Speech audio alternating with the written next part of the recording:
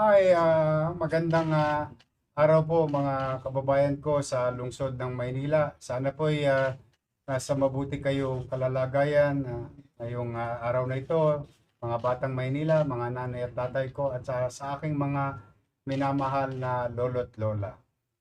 Ito po ang inyong lingkod. Ito ay programang Talk to the People na programa ng Manila Public Information Office kung saan makapagbigay kami ng mga update sa mga nagaganap at magaganap sa lungsod. Lalong-lalo na sa interes ng tao sa mga sitwasyong nangyayari sa ating bayan. Partikular, halimbawa mga taong gumagawa ng krimen at may nabibiktima sa ating lungsod. Ay dito po, kung kami may update, ay binibigay po namin lahat agad sa inyo. Ngayong araw na ito ay nais po namin kayong i-update sa nangyaring insidente noong March 14, 14 sa lungsod ng Maynila na kung saan yung grupo na umiikot sa Metro Manila na riding in tandem robbery hold-up ang style at yung iba na naging biktima nila ay napapatay nila.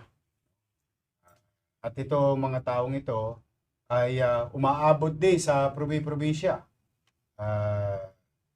Base nga po sa mga napaulat, may mga nangyari pa sa Baguio, sa Cabanatuan, sa Nueva Ecija, and so on and so on.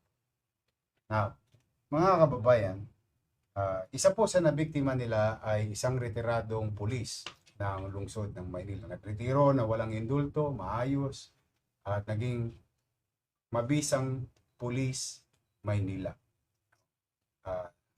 Kalulungkot mang isipin, sumakabilang buhay po si George dala ng mga lokong ito. And you already know that we asked for them to immediately surrender, particularly yung mga kasama nito. At nalaman nyo na rin na yung isa sa suspect ay nagsumuko sa ating pulis at itinuro itong si Albert Madaraog. At dahil po doon sa mga ilang testimonya niya, may contradicting testimonya rin ito, but be that as it may, malugod po naming ipinalam sa lahat ng tagalungsod ng Maynila. At ito'y maging babala naman sa lahat ng kriminal na maaaring pumasok at gumawa ng krimen sa lungsod ng Maynila. Today, we can honestly say, justice is served to the family of Capistrano. Ito po si Albert. Ipakita mo. Yan po yung nasa litrato, nasa CCTV na napanood ng madlang tao o ng taong bayan.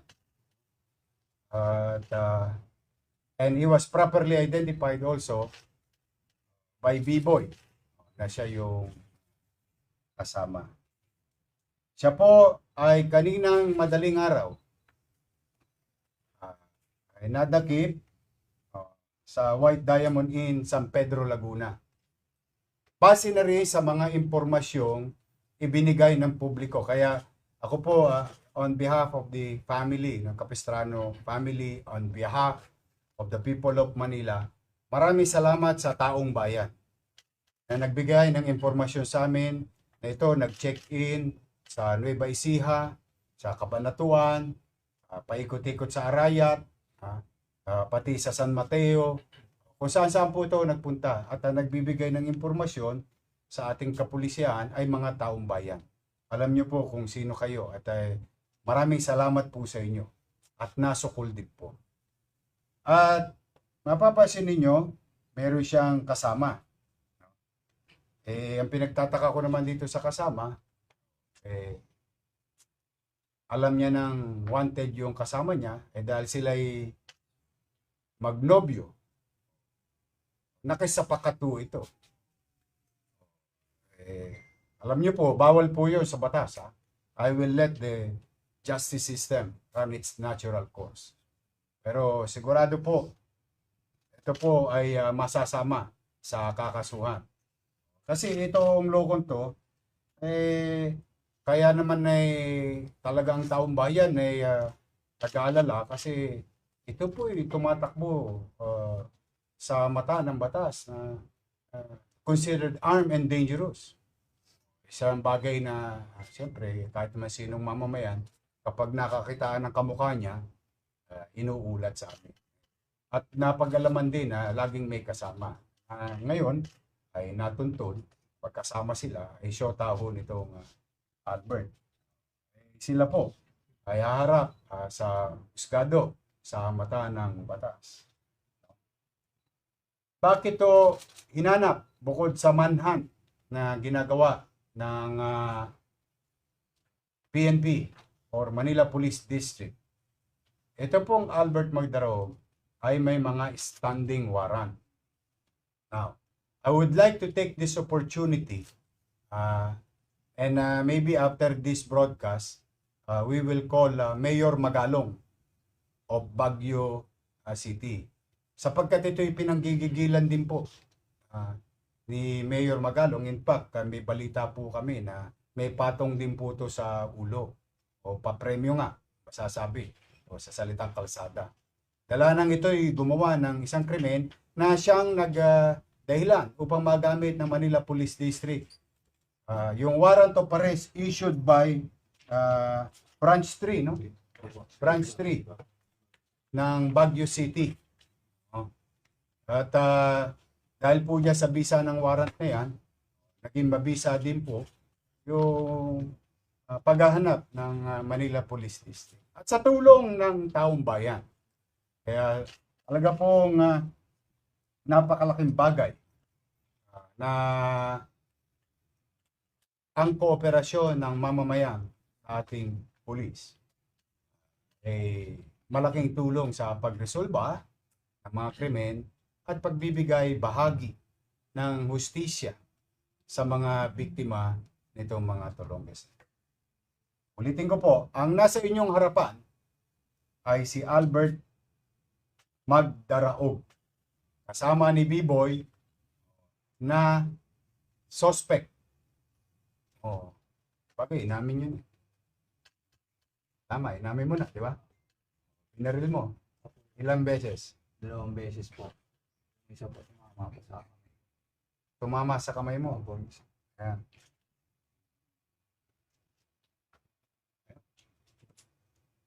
So hindi rin sa suspect. The way I look at it, but there will be a process that it's going to be followed.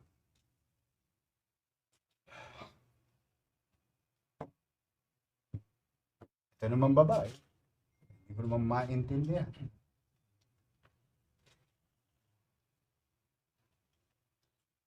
O paano ngayon yan? You will be charged of harboring criminals.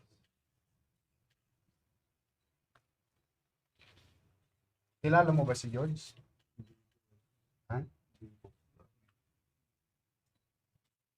Nakita lang po namin na may suot po siya na alakad.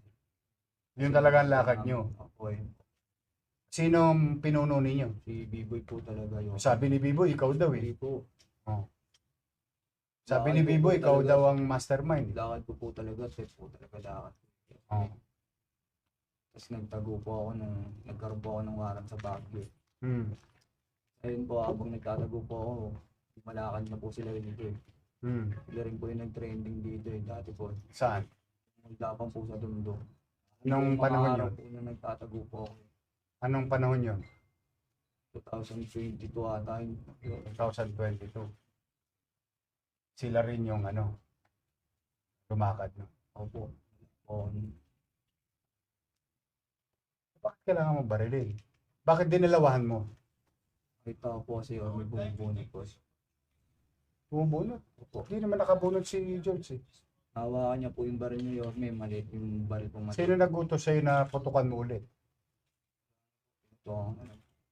Sa'yo po yung pangalawa po, tumama na po sa akin. Sinira niyo buhay ng pamilya. .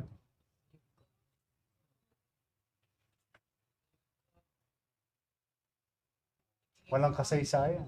Tagal-tagal na naglingkod nun sa Maynila. Buong buhay nun. Para mapangalagaan kayo, kayo rin pala bibiktima sa kanya. Hindi ko po alam na pulis po yun. Nakita lang po na ano, yun po yung suot niya.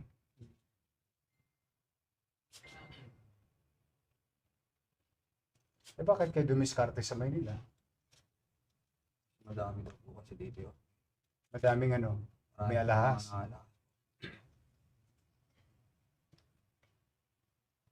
Ba't di ka pa sumuko? Sumuko na si Biboy. Takot po ako yun. Ba't ka natatakot? Dahil alamang mong pulis ang pinatay mo. Opo.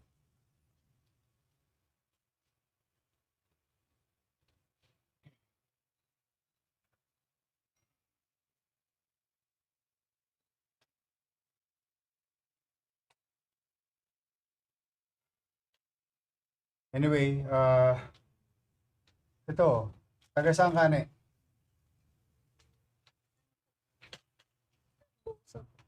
Herbosa. Sa Tondo ka rin. Ando na nanay mo. Dito ko lang po sila.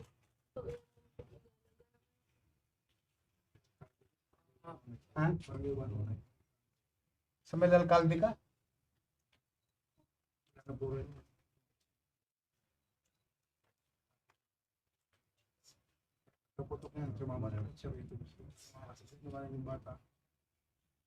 Iniwan mo yung anak mo, sumama ka dito.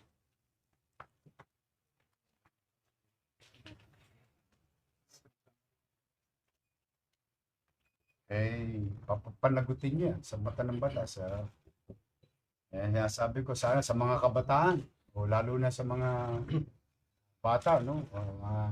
Alam nyo, maganda yung kayo'y nai-inlove. Kayo'y kakaroon ng partner sa buhay. Pero kung sa tingin nyo naman, tulad nito, gawin mo, may anak. Tapos iiwanan mo yung anak mo, pipiliin mo, criminal na boyfriend. So anyway, gusto ko lang pong at least mabigyan ng tuldok. After, ano ba ngayon? 20, 10 days. 10. 20 ano ngayon? 24. After 8 days.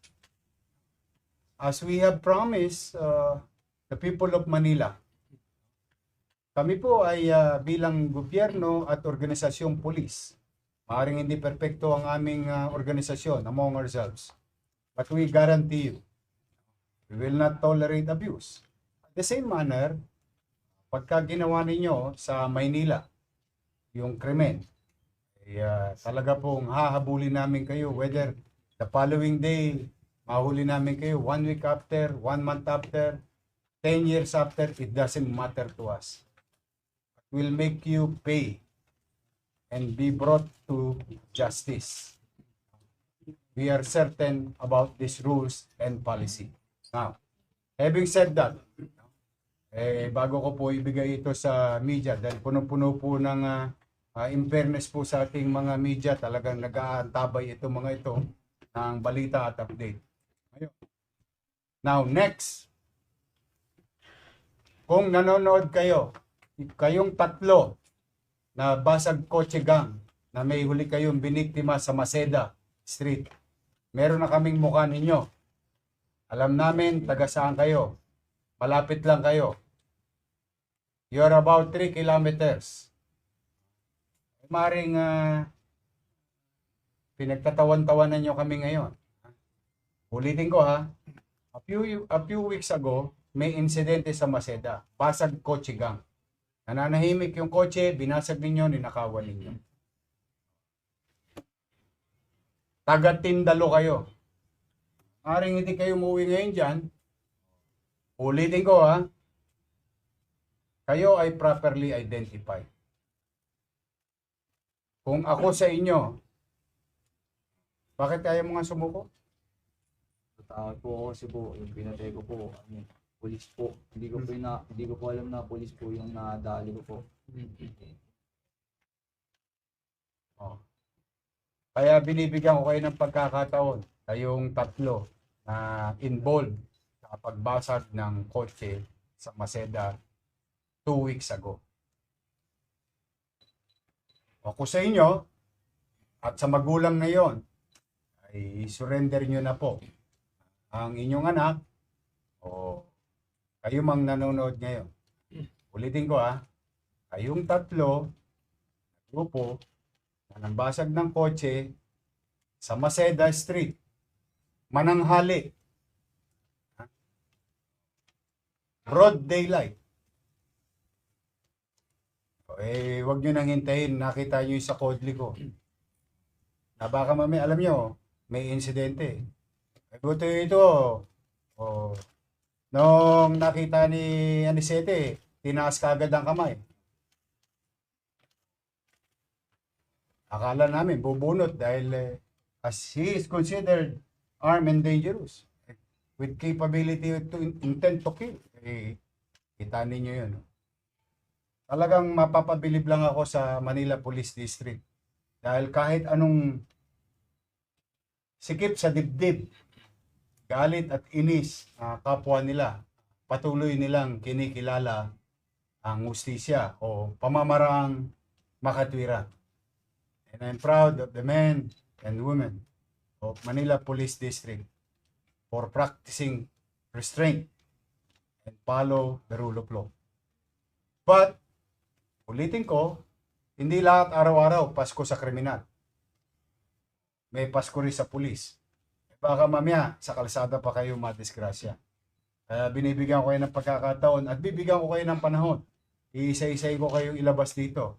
Pero for the meantime, we are focused with this incident and you're next.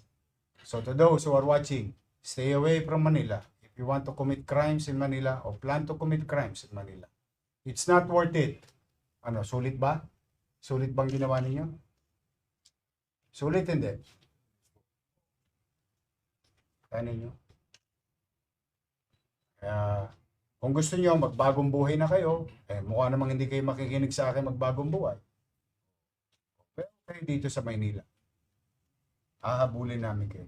Layo ng, ang dami yung impormasyon dito.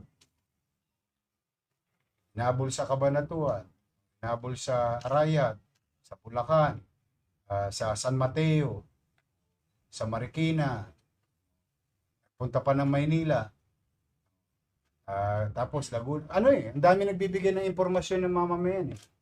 Alagang inano ng mamamayan. Pag nakakakita ng postura niya, ng itsura niya, but all things are being considered valid. Natsempuan naman. Natsempuan. So, to the family of George Capistrano, I hope your city government that pinaglingkuran, George, nakapagbigay ng hustisya sa inyo ngayong araw na ito. At congratulations sa inyong lahat. Thank you very much to the men and women. To General Abad, keep it up. Congratulations to our District Director, General Abad. May pagmamalaki mo talaga ang iyong mga pulis, Maynila. So for now, ito po ang inyong lingkod. Hanggang dito na muna. Ito po ay medical. Medical na ba ito? Medical na. I-inquest na rin. Sige.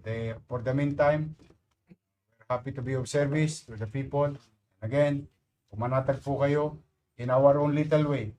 As your mayor, hanggat ako po ang alkalde ng lungsod ng Maynila, ay pipilitin ko po sa abot ng aking makakaya 10 ng aking mga kasamahan na naglilingkod sa bayan na ang ating lungsod, baling luma, maging maaliwalas, at panatag ang pamumuhay.